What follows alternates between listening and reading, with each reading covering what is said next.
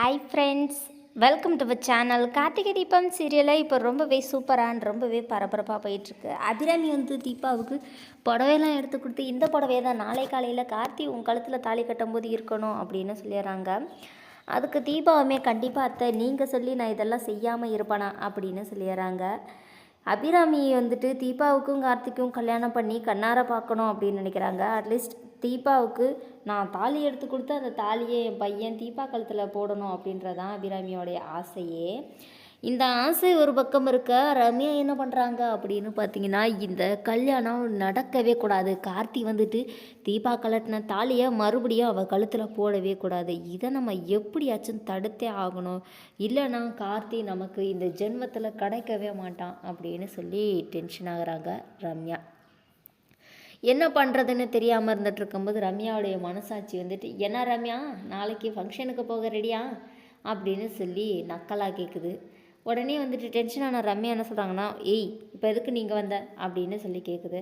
And அதுக்கப்புறமேட்டு என்ன வால் கார்த்திக்கு தீபா கூட தாலிக்கு மறுபடியும் கல்யாணம் நடக்க போது போல், இது மட்டும் நடந்துச்சுன்னா இதுக்கப்புறம் கார்த்தி உனக்கு சொந்தம் இல்லை அப்படின்னு சொல்லி ரம்யாவுடைய மனசாட்சி சொல்லிவிட்டு அங்கேருந்து கிளம்பிடுது.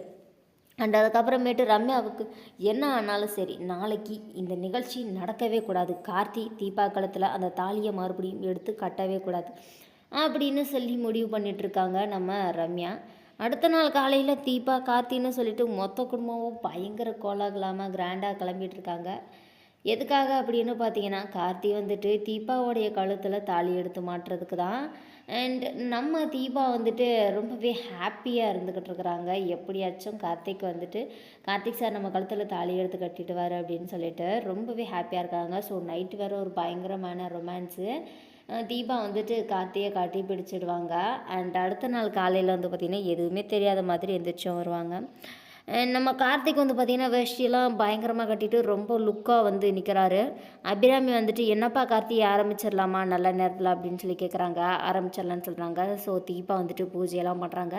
ஸோ பூஜை பண்ணும்போது தீபா பார்த்திங்கன்னா பாட்டு பாடுறாங்க. அண்ட் அதுக்கப்புறம் என்ன நடக்குது அப்படின்னு பார்த்திங்கன்னா, அபிராமி தாலி எடுத்து கொடுத்துடலாம் அப்படின்னு சொல்லும் போது நிறுத்துங்க அப்படின்னு சொல்லிட்டு ரம்யா வராங்க. இதை யாருமே எதிர்பார்த்திருக்க மாட்டாங்க. அண்ட் ரம்யா வந்தவுடனே என்ன ஆண்டி நான் இல்லாமல் இவங்க கல்யாணமா அப்படின்னு சொல்கிறாங்க. அண்ட் டப்புன்னு நிறுத்துங்க அப்படின்னோடனே அபிராமி தாலியை கீழே போட்டுடுறாங்க. பயங்கர ஷாக்கிங்காக இருக்குதுங்க. நம்ம கார்த்திகை தீபம் சீரியலில் ரமே என்ன பிரச்சனையை எடுத்துக்கிட்டு வந்திருக்காங்கன்னு தெரில. மைத்திரிக்கு மீனாட்சிக்கு பயங்கர டென்ஷன் ஆகுது, இவ எப்படி இப்போ வந்தா அப்படின்னு சொல்லிட்டு. ஸோ பயங்கர இன்ட்ரெஸ்டிங்காக ரொம்ப சூப்பராக போகுது கார்த்திகை தீபம் சீரியல். இந்த வீடியோ உங்களுக்கு பிடிச்சிருந்தா லைக் பண்ணுங்கள், ஷேர் பண்ணுங்கள். இது வரைக்கும் நீங்கள் நம்ம சேனலை சப்ஸ்கிரைப் பண்ணலாம், சப்ஸ்கிரைப் பண்ணிக்கோங்க. Okay friends.